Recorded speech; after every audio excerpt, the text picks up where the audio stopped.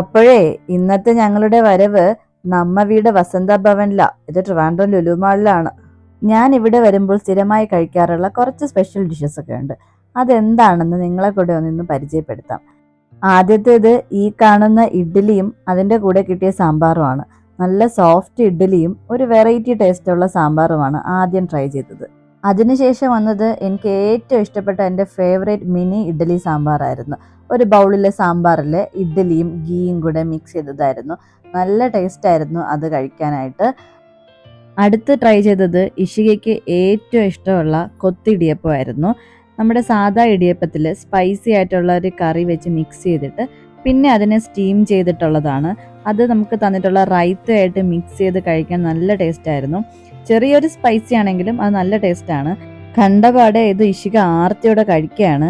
ഇതങ്ങനെ വേറെ ഒരിടത്തും കിട്ടത്തില്ല, അത്ര ടേസ്റ്റിയാണിത്. സൂപ്പർ.